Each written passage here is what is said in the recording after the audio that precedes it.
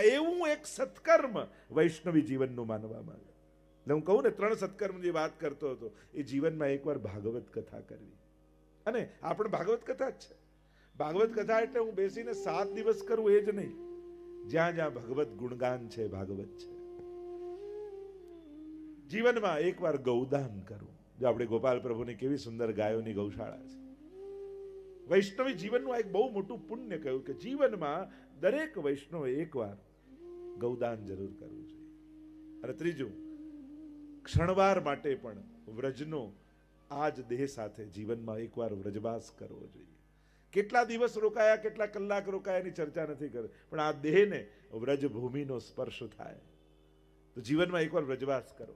આ 3 સત્કર્મો દરેક વૈષ્ણવ જીવનમાં એકવાર ચોક્કસ કરવા જોઈએ. એના વગર વૈષ્ણવી જીવન અધૂરું માનવામાં આવે છે કે આ સત્કર્મો તો થવા જ જોઈએ. શ્રીમદ ભાગવત એ પ્રશ્નથી કૃષ્ણ સુધીની યાત્રા છે. પ્રશ્નથી શરૂઆત થાય, મોહથી મોહન સુધીની યાત્રા છે, શંકાથી સમાધાન સુધીની યાત્રા છે. અનેક શંકાઓ આપણા મનમાં છે. એ ભગવાન સંબંધી હોય કે આ દુનિયા ભગવાને બનાવી, ભગવાન જો બધું બનાવે તો કોઈ સુખી કેમ, કોઈ દુખી કેમ, ને કોઈને આમ કેમ, આવો ભેદભાવ કેમ, શું આ ચલાવનારો ઈશ્વર હશે, શું ભગવાન અવતાર લઈને આવતો હશે. કોઈ એમ કહે છે કે કણકણમાં ઈશ્વર છે, કોઈ એમ કહે છે કે તમારી અંદર ઈશ્વર છે, કોઈ એમ કહે છે કે તમે જેની સેવા કરો એ ઈશ્વર છે. તો આમાં સાચું શું? કેટલા પ્રશ્નો આપણા મનમાં જાગે. એ સંસાર સંબંધી હોય કે ભગવાન સંબંધી હોય, પ્રશ્ન વગરનો માણસ નહીં મળે. પ્રશ્ન દરેકના જીવનમાં છે અને પ્રશ્ન જ એક અવસર છે. પ્રશ્ન કોઈ ખરાબ વસ્તુ નથી. શંકા તો શ્રદ્ધા સુધી લઈ જાય છે. સદગુરુ માટે ભક્તની શંકા એક અવસર હોય છે કે આ શંકા જ એને શ્રદ્ધા સુધી લઈ જશે. જો જીવનમાં પ્રશ્ન જાગે ખોટું નથી, પણ પ્રશ્નનો ઉત્તર ગલત જગ્યાએ લેવું એ બહુ ખતરનાક છે. શંકા જાગે સારું છે, પણ સમાધાન જો ખોટા વ્યક્તિ પાસે લેવા જશો ને તો એ તમારી શંકા વધારે દ્રઢ કરી નાખશે. ઓથેન્ટિક પર્સન પાસેથી પૂછો, ઓથેન્ટિક ગ્રંથ વાંચો. આપણા હિન્દુ સમાજની તકલીફ જ એ છે, જેટલું ક્રિશ્ચન ભાઈઓને બાઇબલ વિશે ખબર છે, જેટલું મુસ્લિમ ભાઈઓને કુરાન વિશે ખબર છે, એટલું આપણું હિન્દુ ભાઈઓને ગીતા કે ભાગવત વિશે ખબર નથી હોતી. અને ખબર નથી હોતી એટલે અંધશ્રદ્ધાઓ પેદા થાય. કારણ કે આપણા ધર્મનું જ્ઞાન ક્યાંથી આવે? કોઈ પાડોશીને પૂછીએ, કોઈ ઇન્ટરનેટમાં એક પેજ વાંચીએ, કોઈ મેગેઝિનનો, કોઈ છાપાનો લેખ વાંચીએ, અને આ રીતે જે ખીચડી ભેગી થાય છે અને પછી જે કન્ફ્યુઝન પેદા થાય આપણને, આ તો બહુ અઘરું. અઘરું નથી, તારી જાણવાની પદ્ધતિ ખોટી છે. તે તારી શંકા ગલત જગ્યાએ પૂછી. હવે વિચાર કરો, અર્જુનને મોહ જાગ્યો અને એને કૃષ્ણને પૂછવાની જગ્યાએ ધૃતરાષ્ટ્રને પૂછ્યું હોત તો યુદ્ધ લડું કે નહીં, કેવી ગીતા મળત? એ તો કૃષ્ણ બાજુમાં હતા તો સમાધાન મળ્યું. જે ધૃતરાષ્ટ્રને પૂછ્યું હોત કે આવું લડાતું હશે ભાઈઓ જોડે, ચાલ ચાલ ઘરે બેઠા બેઠા માળા ફેરવી યુદ્ધ લડાય? એ લડવા દેત? એ જીતવા દેત? ના. અને કદાચ અર્જુન ન લડ્યો હોત તો એને શાંતિ મળે? ક્યારેય નહીં. એ તો ક્ષત્રિય છે, સિપાહી છે. લડવું એના સ્વભાવમાં છે, જીતવું એની પ્રકૃતિમાં છે, ભાગવું એની પ્રકૃતિ નથી. અને પ્રકૃતિથી વિરુદ્ધ કામ કરવા જાવ તો શાંતિ ન મળે. ઘણી વાર ઘણા બહુ જ એક્ટિવ હોય અને બધાને જોઈને એના મિત્ર રિટાયર્ડ થાય ને કે લાવ હું રિટાયર્ડ થઈ જાઉં, અને પછી જે ટેન્શન થાય ને, દરેક લોકોને ફ્રી થઈને શાંતિ થોડી મળે છે. એ તો નેચર એવો હોવો જોઈએ. ઓફિસેથી કામ છોડે તો ઘરમાં કટકટ ચાલુ થાય, અહીંયા ચોખ્ખું નથી, આમ કપડાં પડ્યા છે, પેલું પડ્યું, પેલા બહેન કે તમે ઓફિસે જાઓ તો શાંતિ. એને તો કામ જ એની પ્રકૃતિ, એના નેચરમાં છે, એને કામમાં જ શાંતિ મળે છે. એટલે કોઈ એમ કે કામ છોડવાથી શાંતિ મળે, એમાં હું નથી માનતો. તમારી પ્રકૃતિમાં છે નિવૃત્ત થવું, અને જો નથી તો પ્રવૃત્તિમાં જ તમને શાંતિ મળશે. તેવા કામ કરો કે સમાજ કલ્યાણના હોય, લોકોના હિતના હોય, પ્રભુની ભક્તિના હોય, જે સમાજમાં પુણ્ય અને સત્કર્મ ને સદવિચારોને વહાવે, એવા કાર્યમાં જોડાઈ જાઓ. શાંતિ દરેક માટે જુદી છે. ઘણી વાર ફોરેન જઈએ ને એટલે અમેરિકા 6 મહિના થઈ ગયા હોય બાને, અને અમે મળીએ એટલે વિચારે એવા હરખાઈ જાય, આંખમાં ચમક આવી જાય. પૂછીએ કેમ બા શાંતિ છે ને? જે અહીંયા તો ભયંકર શાંતિ, કોઈ દેખાતું જ નથી. એટલે શાંતિ એ ભયંકર હોય. અને અહીંયા તો બધાના અમેરિકા બધા રહે છે રિલેટિવ, એટલે તમને ખબર હશે 2-3 મહિના પછી શું થાય છે. આપણે કહીએ આ તો સ્મશાન શાંતિ છે, આપણે કહીએ આ તો યુદ્ધ પહેલાની શાંતિ છે. શાંતિ કેટલા પ્રકારની હોય છે. આપણને કેવી શાંતિ જોઈએ? જેમાં કૃષ્ણ મળે એવી શાંતિ જોઈએ. જે ગીતાજીમાં ભગવાન કહે છે ને, તમેવ શરણમ ગચ્છ સર્વભાવેન ભારત તત્પ્રસાદાત પરામ શાંતિ. એવી શાંતિ જોઈએ જેમાં પરમ આનંદનો અનુભવ હોય. જેમ ઘણીવાર તમે હવેલીમાં નંદ મહોત્સવના દિવસે ગયા હો અને નંદ મહોત્સવમાં જે નાચો કૂદો આનંદ કરો અને ઘરે આવીને થાકીને બેસો અને એ આનંદમાંથી જે શાંતિ પેદા થઈ હોય, યા ક્યારેક કોઈ સત્કર્મમાં જોડાયા હો, કોઈ સમાજ સેવાનું કાર્ય હોય ને એમાં તમે જોડાયા હો, લોકોને ભોજન પીરસતા હો, વાંટતા હો, મદદ કરતા, થાકમાં પણ જે શાંતિ લાગે, જે આનંદ લાગે સત્કર્મ કરીને, એવી શાંતિ આપણને જોઈએ છે. તો શાંતિ એ એકાંતમાં મળે એ નથી, જે કાર્યની તૃપ્તિમાં મળે એ શાંતિ છે. આપણે ઘણીવાર એકાંતને શાંતિ માની લઈએ. હિલ સ્ટેશન પર છે, અહીંયા જેમ કેવી શાંતિ, શાંતિ નથી, એકાંત છે. હમણાં અઠવાડિયામાં તકલીફ પેદા થઈ જશે. આ તો પ્લેસ ચેન્જ થયું, જગ્યા બદલાઈ એટલે આપણે શાંતિ જેવું લાગ્યું. શાંતિ જગ્યામાં નથી હોતી, શાંતિ સ્વભાવમાં હોય છે, પ્રકૃતિમાં હોય છે. અને જે પોતાના સ્વભાવમાં રહેલી શાંતિનો અનુભવ કરે ને, એને સંસાર ક્યારેય વિચલિત નથી કરી શકતો. અને જે સુવિધાઓ ગોતીને શાંતિ ગોતવાની કોશિશ કરે, એની શાંતિ બહુ ટકતી નથી હોતી. જીવનમાં સુખ વ્યવસ્થાઓથી ન ગોતો, સ્વભાવથી ગોતો, સમજણથી ગોતો. અને જેણે સમજણથી સુખી થતા શીખી લીધું છે ને, એને સંસારની વિપરીતતા વિચલિત નથી કરી શકતી. અને જેણે સંસારને, વસ્તુઓને, વ્યક્તિઓને અનુકૂળ કરીને સુખી થવાની કોશિશ કરી, એ કોઈના સુખ ટક્યા નથી. કારણ કે સંસાર તો ચલિત છે, આજે જેવો છે કાલે. હવે તમે અત્યારે જે કલાક બેઠા ને જે વિચારવાળા રહ્યા, 2 કલાક પછી આવા જ રહેશો એની ગેરંટી તમને ખરી? અહીંયાથી બહાર નીકળ્યા પછી અહીંયા છીએ એવા જ વિચારવાળા આપણે રહીશું. ક્યાંક દર્શન કરતા કોઈ ધક્કો માર્યો તોય પિત્તો જતો રહે માણસ. આ તો બહાર નીકળતા જ કેવા છે કોને ખબર? કાંઈ ભરોસો આપણને આપણી જાત પર પણ ખરો ના. સમજણ. એક કન્યા પરણીને આવી એટલે પત્નીએ કહ્યું એના પતિને કે તમે મને સુખી કરશો? પતિએ કહ્યું, જો તું કહીશ એવી કાર લાવી આપીશ, તું કહીશ એવું ઘર બાંધી આપીશ, તું કહીશ એવા દાગીના લાવી આપીશ, પણ સુખી થતા જો તું ન શીખી તો તારા સિવાય તને બીજું કોઈ સુખી કરે એમ નથી. આ તો તારે જ શીખવું પડશે સુખી થતા. જે મળ્યું છે એમાં કઈ રીતે સુખી થઈને જીવવું, એ સમજણ સત્સંગ આપણને આપે છે, કૃષ્ણની ભક્તિ આપણને આપે છે, પ્રભુના દિવ્ય ચરિત્રો આપણને આપે છે. તો આ કૃષ્ણ ચરિત્રની ગાથા જીવનનો એક એવો મહામંત્ર આપણને આપશે કે જ્યારે કૃષ્ણ તમારો થઈ જશે, કૃષ્ણ મારો છે, હું કૃષ્ણનો છું, આ મહામંત્ર જ્યારે જીવનનો મંત્ર બની જશે, ત્યારે કોઈ પણ સંજોગો, કોઈ પણ પરિસ્થિતિ તમને દુખી નહીં કરી શકે. જ્યારે તમે, આપણે તો બ્રહ્મ સમાન લેતા આત્મા તુલસી દળ લઈને બોલીએ છીએ ને, હે કૃષ્ણ હું તારો છું, હે કૃષ્ણ હું તારો છું. મંત્ર એ કેવલ શબ્દો નથી, એ જીવનની સૌથી મોટી સૂઝનું નામ છે. હું કૃષ્ણનો છું. આજે કોઈને પૂછીએ કે તમે કોના, હૃદય પર હાથ મૂકીને કહો. કોઈ કે હું ધંધાનો, કોઈ કે હું ઘરનો, કોઈ કે હું પૈસાનો, કોઈ કે હું આનો. ભક્ત એમ કહે છે કે હું કૃષ્ણનો છું. સંસારમાં, સંસારના કાર્યો કરતા કરતા પણ એક અવેરનેસ જીવનમાં છે, હું કૃષ્ણનો છું. કારણ કે કૃષ્ણ જેનો થઈ જાય ને, જો ને વસુદેવજીના માથે કૃષ્ણ આવ્યા અને જ્યાં માથે આવ્યા બધી બેડીઓ ખુલી ગઈ, રસ્તાઓ મળી ગયા અને કારાગૃહમાંથી, કેદમાંથી નંદાલય પહોંચી ગયા. આપણે બધા કર્મોની કારાગૃહમાં ફસાયેલા છીએ, કર્મોની કેદમાં આપણે બધાએ બંધાયેલા છીએ. છૂટવાનો એક જ ઉપાય, માથે કૃષ્ણ આવી જશે ને તો બધેથી બેડીઓ ખુલી જશે અને કારાગૃહનું અંધારું એ નંદ મહોત્સવનો આનંદમાં બદલાઈ જશે. જ્યારે નંદ બાબાના ઘરે, એટલે જ પુષ્ટિ માર્ગમાં શબ્દ શું છે, તમારા માથે કયું સ્વરૂપ બિરાજે છે? આપણે કહીએ ને પિતૃચરણના માથે ગોપાલ પ્રભુ બિરાજે છે. પુષ્ટિ માર્ગમાં શબ્દ, અમે તમારા ઘરે ઠાકોરજી ક્યારે પધરાવતા જ નથી, અમે તમારા માથે ઠાકોરજી પધરાવીએ છીએ. એટલે જ પૂછવાનો પ્રકાર આપણે ત્યાં એ છે, તમારા માથે કયું સ્વરૂપ? કારણ કે જેના માથે કૃષ્ણ આવે ને એને કોઈ દુનિયામાં રોકી શકતું નથી. વસુદેવજી એનું પ્રમાણ છે. કેવા બંધનો કંસના, કૃષ્ણ માથે આવ્યો તો બધેથી રસ્તા નીકળ્યા. દુનિયાનો માણસ અફસોસ કરશે, મદદ કરશે, સાથે ચાલશે, ભાગ્ય નહીં બદલી શકે. કૃષ્ણ તમારું ભાગ્ય બદલવાનું સામર્થ્ય રાખે છે. જ્યારે સામર્થ્યો અને સમજણ ટૂંકી પડી જાય ને, ત્યારે કૃપા કામ કરી જતી હોય છે. કરેલી સેવા આગળ આવી જતી. આપણે ઘણી વાર કહીએ ને કે મેં તો એવું કાંઈ નહોતું કર્યું, ખબર નહીં વડીલોની ભક્તિ આગળ આવી ગઈ, મારા કરેલા પુણ્યો આગળ આવી ગયા.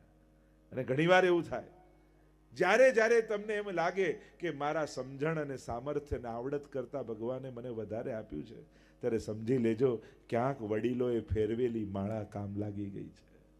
એમણે લીધેલું ભગવત નામ મારા ભાગ્યને બદલવાનું સામર્થ્ય રાખે છે. અને આ બધા વડીલોના જ આશીર્વાદ છે. પરીક્ષિત મહારાજ પોતે કહેશે કે આ મારા કોઈ, પરીક્ષિત મહારાજે કહ્યું એવું પુણ્ય કર્યું કે એને ભાગવત મળે, સુખદેવજી મળે. પુણ્ય ક્યાં? પાપ કરીને આવેલા. ભાગવતની કથા ખ્યાલ છે ને તમને કે ઋષિના ગળામાં મરેલો સર્પ લપટાવી દીધો, શ્રાપ મળ્યો કે તે તો મારેલો સર્પ નાખ્યો મારા પિતાના ગળામાં, હું શ્રાપ આપું છું. આથી 7મા દિવસે જીવતો તક્ષક આવીને તારે દંશ દેશે. પાપ જ કર્યું હતું ને, શ્રાપ જ મળ્યો હતો ને, પણ શ્રાપિતને પણ સમર્પિત બનાવી દે એવી કોઈ કથા હોય તો આ ભાગવતની કથા છે. આ કૃષ્ણના ચરિત્ર છે. આપણને શ્રાપ જ છે ને. 7મા કોને 8મો દિવસ મળે છે? બધાએ સોમથી રવિમાં જ જવાનું છે. 8મો દિવસ કોઈની પાસે નથી. પણ હા, કર્મોના શ્રાપ લઈને આવ્યા છે, પણ સમર્પણ દ્વારા કૃપાનો પ્રસાદ પામીને જવાનું છે. આપણે મરીને નથી જવું, આપણે તો જીવીને જવું છે. ભાગવતે શીખવાડે, સાધારણ લોકો દુનિયામાંથી મરીને જાય અને ભક્તો તો જીવીને જાય. જીવનનો ઓડકાર લઈને જવું છે, જીવનની તૃપ્તિ લઈને જવું છે, એક એક ક્ષણોને માણીને જવું છે. મળેલી ક્ષણો વેડફીને નથી જવું. કૃષ્ણનો ભક્ત એની એક એક ક્ષણ એના જીવનનો ઉત્સવ હોય છે.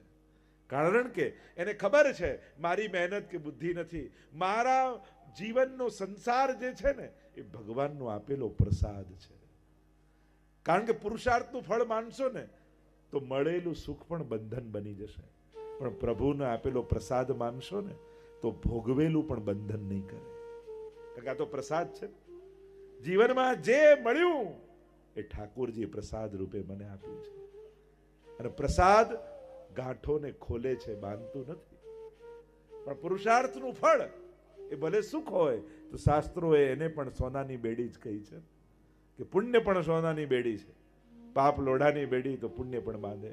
આપણે તો પાપ અને પુણ્ય બંનેથી પર થઈ ભગવાનના પ્રસાદ રૂપે આને સ્વીકારવાનો, ઠાકોરજીના આશીર્વાદ રૂપે સ્વીકારવાનો. તો આ કૃષ્ણ ચરિત્ર શું કરશે? તો કે આપણને કૃષ્ણના કરશે અને કૃષ્ણને આપણો બનાવી દેશે. આપણે તો કહીએ કે પ્રભુ, અને ઘણીવાર લોકોને એમ થાય કે હું પ્રભુને મળવા માટે આટલા લાલાયિત રહું છું અને મને હંમેશા એમ થાય પ્રભુ ક્યારે મળે, પ્રભુ ક્યારે મળે. તો મને ભગવાનને મળવાની ઈચ્છા થાય છે, તો શું ઠાકોરજીને પણ ક્યારેક મને મળવાની ઈચ્છા થતી હશે? સહજ ભક્તને પ્રશ્ન થાય ને કે આપણને તો ઠાકોરજીને મળવાની ઉત્કંઠા થાય, પણ શું ક્યારે પ્રભુને આપણને મળવાની ઈચ્છા થતી હશે? અને થતી હોય તો ખબર કેમ પડે કે ઠાકોરજીને મળવાની ઈચ્છા થઈ છે? તો કે સાવ સહેલી વાત, જ્યારે જ્યારે આવા કથામાં બેસવા મળે ને ત્યારે માનજો કે ઠાકોરજીને આપણને મળવાની ઈચ્છા થઈ છે. અને એટલા માટે કૃષ્ણ કથાનું રૂપ ધારણ કરી અને આપણા સુધી પહોંચી ગયું છે. જ્યારે જ્યારે કથામાં બેસવાનો અવસર મળે ત્યારે માનવું કે આજે પ્રભુએ મને યાદ કર્યો છે. આપણે તો પ્રભુને યાદ કરીએ, પણ શું પ્રભુ આપણને યાદ કરતા હશે? આવો પ્રશ્ન થાય માણસને.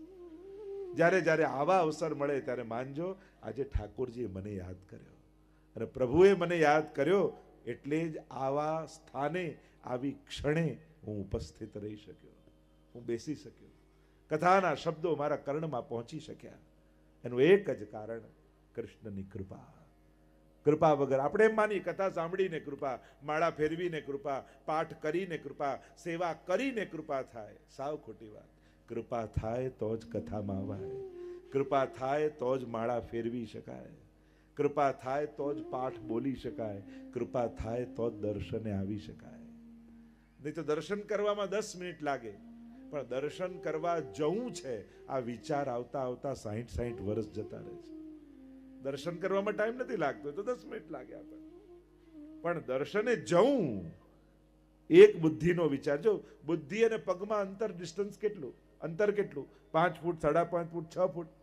પણ અહીંયાની વાત, બુદ્ધિની વાત, આ ચરણ સુધી આવતા આવતા 60 વર્ષ જતા રહે છે.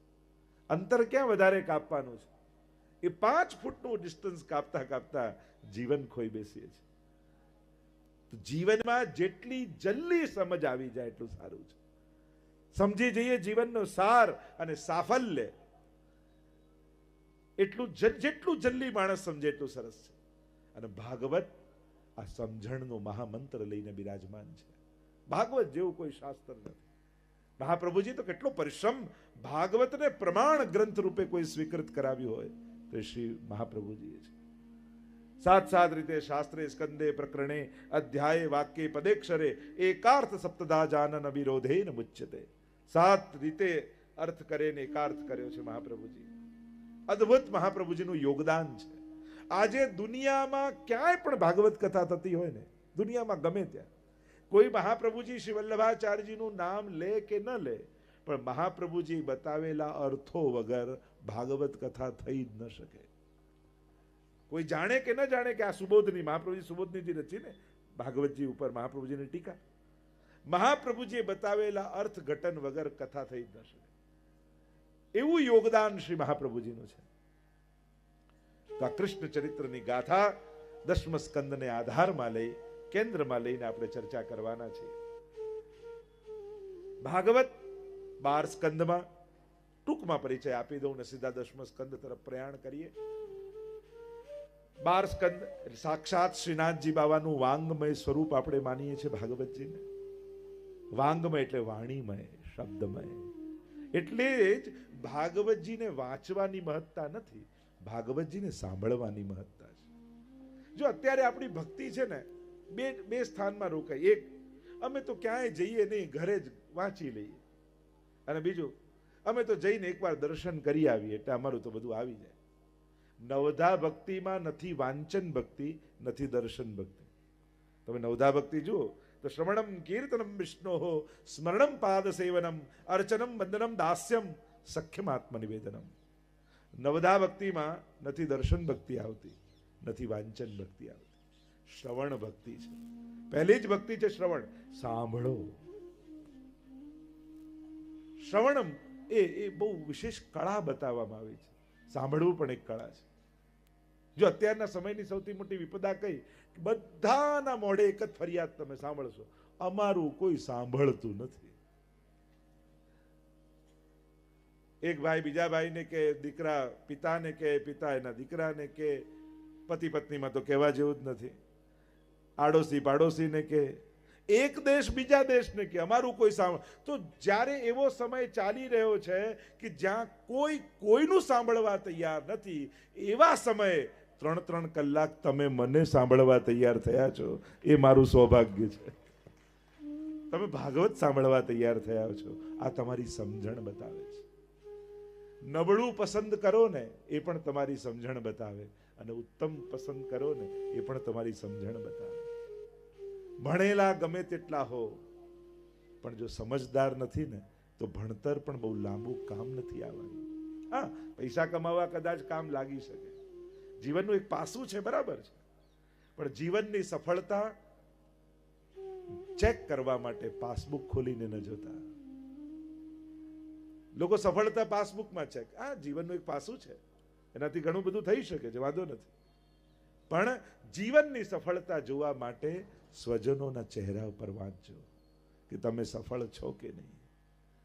જો ત્યાં તમે ફેલ છો, કારણ કે આપણને ભણવામાં 7 વાર શીખવાડે, 8મો વાર ન શીખવાડ્યો સ્કૂલમાં. સોમવાર, મંગળવાર, બુધવાર, ગુરુવાર, શુક્રવાર, શનિવાર, રવિવાર, પણ 8મો વાર છે પરિવાર. અને એ વારને ભૂલી જશો ને તો 7 વાર નકામા જશે. જીવનની સફળતા સ્વજનોના ચહેરા પર હોય છે, અને ત્યાં જો આપણે નિષ્ફળ થયા ને તો સફળ કેમ માની શકાય? જીવનની જે સાચા અર્થમાં સફળતા આપણે કહીએ છીએ, તો જે ચર્ચા કરી રહ્યો છું, જ્યારે કોઈ કોઈનું સાંભળવા તૈયાર નથી, અને એવા સમયે તમે આવું ઉત્તમ પસંદ કર્યું, તમે આજે ભગવાનને સાંભળવા બેઠા છો. ભાગવત એટલે ભગવાન. ભાગવતનો અર્થ શું થાય? ભગવતા પ્રોક્તમ ભાગવતમ. જે ભગવાને કહ્યું એ ભાગવત. આજ સુધી જ્યારે પણ પ્રભુ પાસે ગયા, ભગવાનને સંભળાવ્યું જ છે, ક્યારે ભગવાનનું સાંભળ્યું નથી આપણે. જો ને, જ્યારે જ્યારે ગયા, પ્રભુ આને જોબ નથી મળતી, આને બીમાર રહે છે, આના લગ્ન નથી થતા, આનું આ નથી થતું, ઓલવેઝ જ્યારે ભગવાન પાસે ગયા ત્યારે આપણે જ બોલ્યા છીએ. ક્યારે એમ નથી કહ્યું કે પ્રભુ આજે તમે બોલો ને હું સાંભળું. જો ભગવાનને જોવા, ભગવાનને મળવું અને ભગવાનને મેળવવું, આ ત્રણેય જુદી વસ્તુ છે. ભાગવત તમને ત્રણેય પ્રકારના ભક્તોનો પરિચય. ઘણાએ ભગવાનને જોયા, ઘણા ભગવાનને મળ્યા અને ઘણાએ ભગવાનને મેળવ્યા.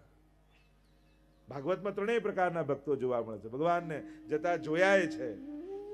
સ્વજનો અને દુર્જનો બધા જ ભગવાનને મળ્યા છે. ભગવાન મળી જવા એ કોઈ ભક્તિ માર્ગની મોટી ઘટના નથી. જો ભગવાન મળવા જ બધું હોત ને, એટલે જેને પૂછો શેના માટે? ભગવાન મેળવવા, ભગવાન મેળવવા, ભગવાન. અરે ભગવાન મેળવવા કાંઈ કરવાનું નથી. કારણ કે ભગવાન મળવા જ બધું હોત ને તો દુર્યોધનને પણ આનંદ આવ્યો હોત, દુશાસનને પણ આનંદ આવ્યો હોત, કંસને પણ આનંદ આવ્યો હોત, રાવણને પણ આનંદ આવ્યો હોત. કારણ કે આ બધાને ભગવાન મળ્યા હતા. ભગવાન મળવા એ ભક્તિ માર્ગનું લક્ષ્ય નથી, ભાવ મળવો એ ભક્તિ માર્ગનું લક્ષ્ય છે. કારણ કે ભગવાન મળવા બધું હોત તો કંસ અને રાવણને પણ આનંદ થવો જોઈએ. એમને તો દ્વેષ થયો, શિશુપાલને તો ગાળો યાદ આવી. કારણ કે ભાવ નહોતો, એટલે મળેલા ભગવાન પણ આનંદ ન આપી શક્યા. ભક્તિ માર્ગમાં માળા ફેરવો, પાઠ કરો, સેવા કરો, ભગવાન મેળવવા નહીં. હંમેશા એમ કરજો, ભાવ મેળવવા માટે. જો કંઈક નાનકડો નિયમ રાખજો, જેનાથી તમારો ભાવની વેલને પાણી મળતું રહે. તમારી સજ્જન કોઈ વેળ ઉગાડી, એટલે લાકડી રોપીએ ને આપણે, અને વેળને બાંધી દઈએ, એટલે જે સમજદાર નથી, નાદા, એને એમ થાય હમણાં તો કુમળી વેળ ઉગી એને બાંધી દીધી. લાકડી એનું બંધન નથી, એના વિકાસનો આધાર છે, એની વૃદ્ધિનો ટેકો છે. તમારા નિયમો તમારા બંધન નથી, તમારી શ્રદ્ધાની વેળના ટેકા છે.